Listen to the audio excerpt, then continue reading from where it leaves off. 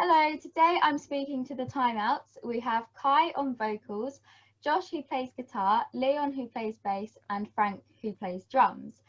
Can you tell us something about each other that would make us smile?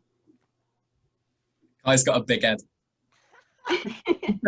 Kai's got a massive head. It's huge. This is where I just get bullied for the next 20 minutes, isn't it? Yeah. I've not seen Frank in about 6 months, and I've never been happier. Hello. Oh. Josh hasn't got a big head. There you go. That's Josh is the only one any of us respect. What about Leon? You can say whatever you want about him because he's not here. Yeah, he can't defend himself, can he? He smells really, really bad. I'm gonna leave that to you. The guy's got a beard. He scares me. Yeah, he smells really bad. He's got creatures living in his beard. Lovely. So you released your EP, The Sleep That Knows No Waking, on the 18th of June. It's 7 tracks, but Kai says that you went with calling it an EP rather than an album because it's 28 minutes long. Can you tell me a bit about the inspiration behind the tracks and the whole writing and recording experience over lockdown? Do you want to start, Josh? I wrote a couple of the tracks whilst I was at college. I wrote all the instrumentals and stuff like that, and then everyone added their own stuff to it. And then Kai wrote some lyrics and melodies over the top of it. It's just simple as that, really.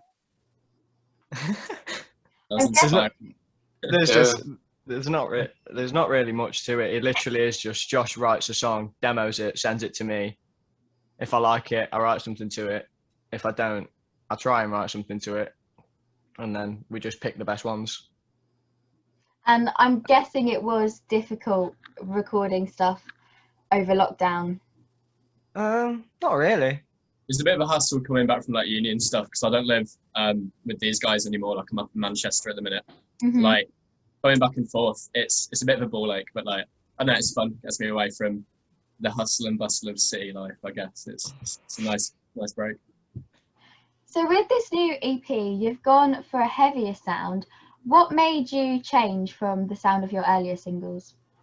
See, the trauma, yeah, no. The thing is with it, we wrote that song so long ago now. It was probably like 2 or 3 years ago, I bet, easy. The first one, Girlfriend, and at the time, I'm not going to say the whole band, it was just me. I was just like an Arctic Monkeys fucking like fanatic. It was annoying. It annoyed me.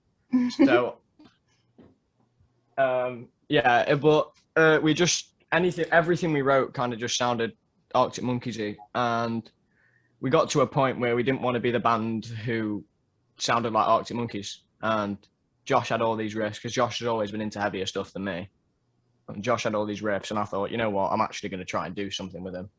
And we wrote Gorilla Cage and Adrenaline. I think they were the first ones. And then the rest kind of just followed from there. And what made you decide to include a softer instrumental track, Hallie, on the EP? That's your baby, isn't it, Josh? That's not my baby, no. That's me. That kind of, basically, I wrote that the Friday before I recorded it. Yeah, my sister's just had a baby who's now 1 year old, and I thought I'd write a little instrumental acoustic thing, just nice, simple, little lullaby thing, and slapped it onto EP. I think it's really funny because you just wrote it as like a. Josh wrote it as like a filler track. It was really just to break it up because the EP is pretty much just 28 minutes of noise. So we were like, let's have something to break it up. And it's funny because I've seen like some reviews and stuff, and people have really started like trying to find a deeper meaning with it. Like some people were talking about how it's like explaining the highs and lows of a relationship, and I just thought that was dead funny. It's just to get your niece to sleep. As if we're smart enough to like gather a complex meaning to any of the music. Like we just like whack a song together and then like record it. It's like not really much. That sounds good. Yeah, drums go boom. So I added Let Me In to my blog playlist, which is actually the opener from your EP. Do you each have a favourite track? It's a bit mean of me to make you choose. Soon your day will come. No, hands down. Yeah, yeah, maybe. Soon Your Day Will Come's a good one. I mean, to be fair, like I really like Let Me In. From like writing it, to be fair, like I think we should have recorded it like sooner. I'm massive. That was the one you were like telling me we should have added a single from day one, and I didn't listen. And I wish we had. I was going through a massive like Led Zeppelin phase, and like especially like the drum part that we whacked together for it. That sort of it reminded me of like a more like stompy sort of like John Bonham kind of thing. Not to big myself up because like the John Bonham, but like I don't know. It just did something for me, I guess. But like Soon Your Day Will Come. That's really really beefy as well. I'm a fan of that one. It's good. I think it's the best melody as well in that one. That's my favourite melody. What is melody? Let Me In, we kind of wrote together at a band practice. I came up with the original riff, and then it just sort of all folded in together. But for a favourite, didn't we have to change the riff a few times because it kept sounding like other songs? Yeah, there was a couple of riffs that were like blatant rip-offs. So. We didn't realise until like months later, and then we'd be like, hold up a sec. And then we'd have to change it all again. We had to keep going back to the drawing board. But I think it turned out all right in the end. Yeah, but I feel like for a favourite, I'd have to choose Hallie. Because I don't have my rank voice on it. Obvious reasons. I struggled to pick between Let Me In, obviously, and Adrenaline and Bury the Hatchet. It was difficult to choose a favourite. It's always good. Means a lot, yeah. You've had some radio play, including BBC Introducing, and some great reviews that I've read. How are you all feeling about it? Just everything in general, the response to the EP? I mean, I was dead stoked about it on the day it came out. And then my brain was like, next one. Like, I think it was kind of like a mutual thing of like, yeah, this is great and all, and people are liking it. But the thing is, we've been recording it now since August, September, maybe, something like that. Yeah. And we've been writing it for the better part of like 3 years. So in a way, it's kind of nice to have a break from it and think of work on something else, because like it's been these songs have been the only thing we've been doing for the last like year. So it's I'm just thinking about the next one. Yeah, I don't really read reviews. We were talking. Don't say that to a music blogger. We were talking about this earlier, though, weren't we? Yeah, I'm not so bothered about like whether people like it or not. It's more of just putting it out there to have it out there kind of thing. Fair enough. I'm just being honest. I'm not trying to be a dick. Well, no. Whereas I am just a dick. Yeah, I'm just a dick. So timeouts for me is like what happens when you've been naughty, like going to sit on the naughty step.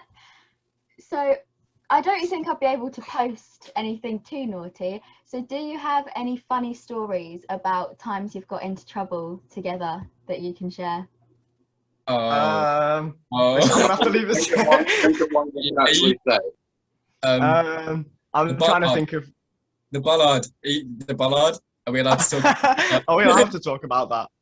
Oh no, I don't. I can remember. I don't know about the time we've all had together. That's the only time I can think of where. Actually, no.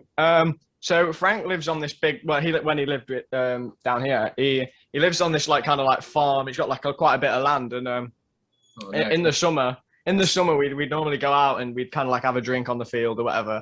And this one time we're having a drink and Leon like drinks like a champ, like he just downs it. And I remember we kind of when his mum and dad are in bed, we're trying to be as quiet as we can a lot of the time. And so we're trying to climb through the windows, and Leon's like a lot bigger than all of us. And he's trying to climb through this window this one time, and he knocks everything everywhere. That was funny as hell. And then I had to climb through the window to like drag him through. It was ridiculous. I've never laughed that hard. It was really funny. It's all right. And why did you go for the name, the Timeouts? Where did it come from? I don't know. It was just better than the last name. What was the last name? Are we allowed to say that? I don't think we are. Let's not. So, out of all of you, who tells the worst jokes? Oh, Yeah, it's probably Kai.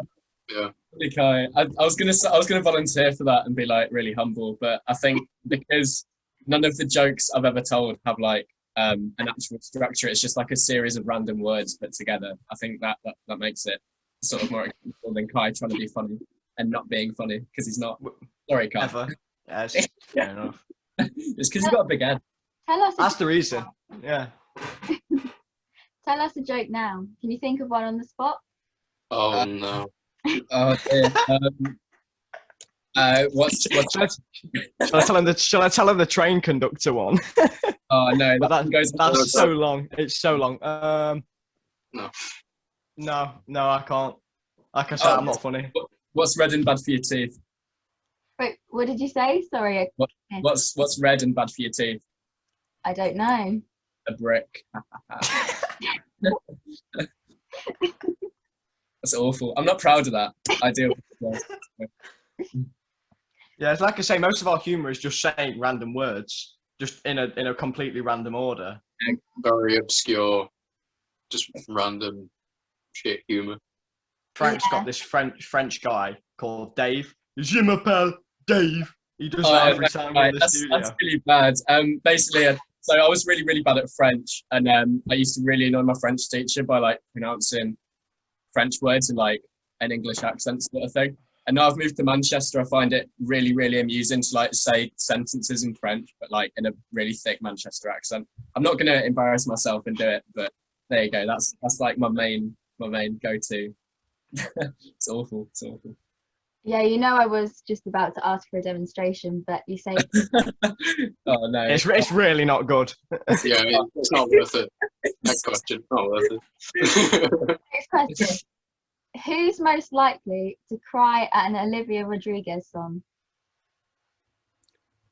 I'm very emotional, definitely me. Frank. Yeah, Frank. Absolutely. Yeah. I don't know. Can you cry at an Olivia Rodrigo song? Can Josh cry? Does Josh have human emotions? It's like an alien.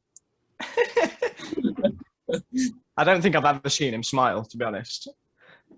I did. He was causing heinous crimes. Yeah,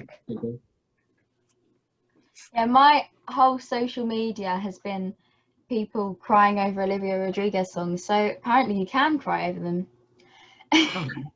Is she the one who does that song that sounds a bit like Misery Business? Yeah.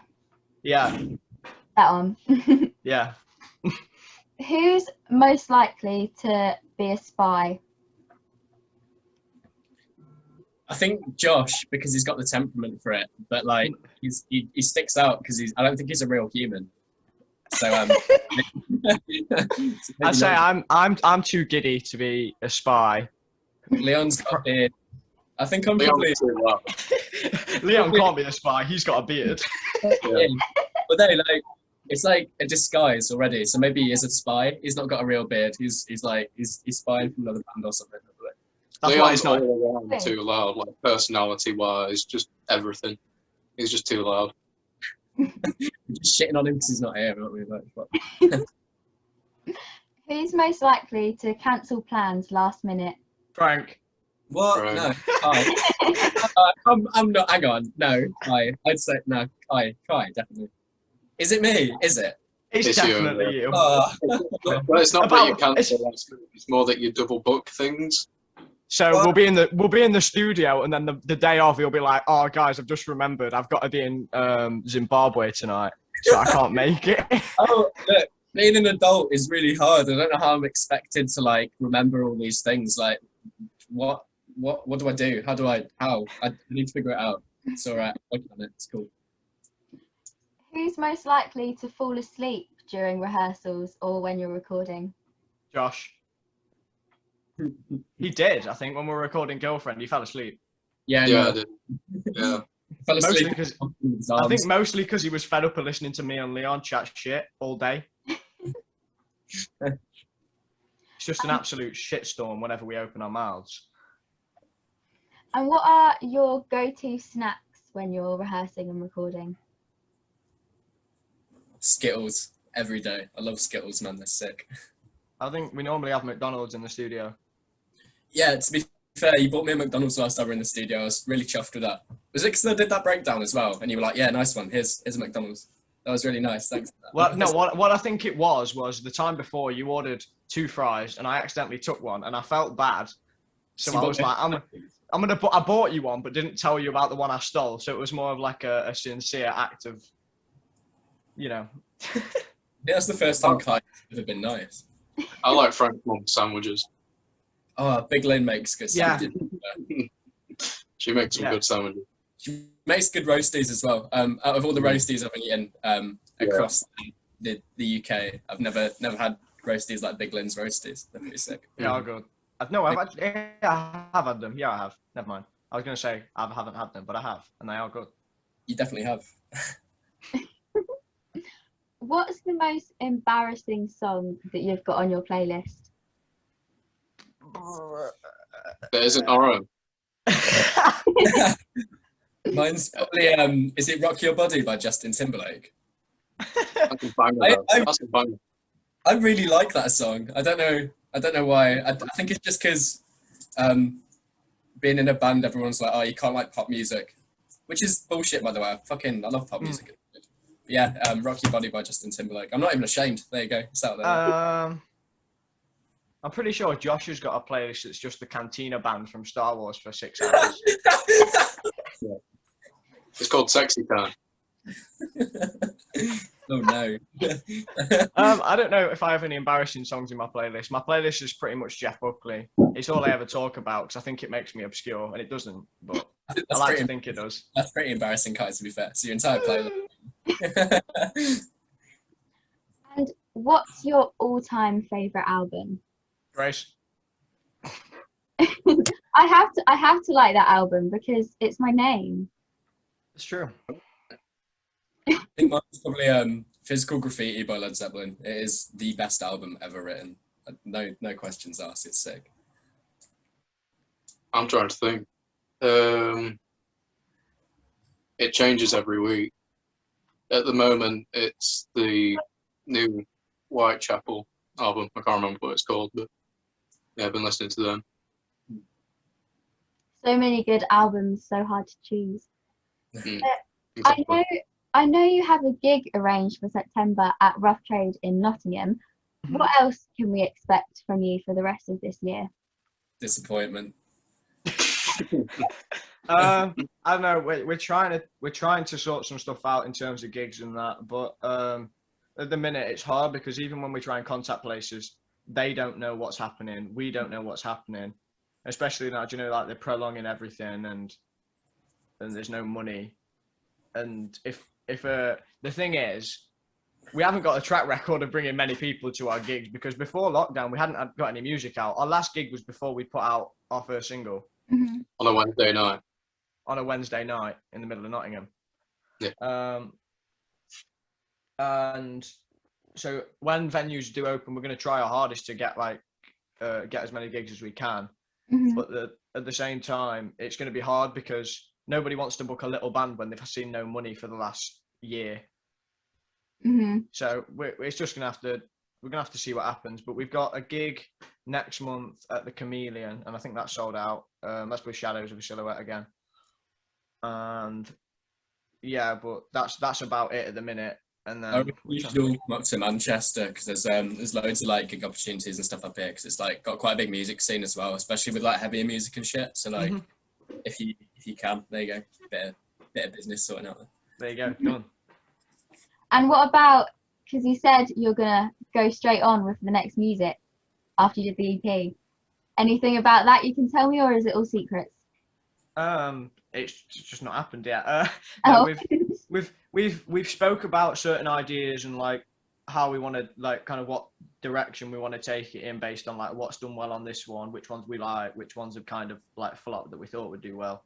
And we like spoke about some ideas. Josh has wrote some riffs, and yeah, it's like really early stages at the minute, but hopefully we'll have at least some of it recorded by the end of the year. Yeah, this EP has been very much an experimental thing where it's kind of all the sounds that we like across different songs, and then whatever does well we'll stick with because we like all of the sounds. So we've said we're gonna, you know, do some gigs and all that stuff, and whilst we're doing the rest of these gigs for the rest of this year, we'll keep writing. Well, thank you very much to all of you for coming to speak to me today, and to the people watching. Stream the sleep that knows no waking. I don't know why I froze before saying that, but yeah, thank you very much for talking to me today, and I will speak to you all soon. I hope you enjoy the rest of your evening. Nice one, thank you. Goodbye. Cheers.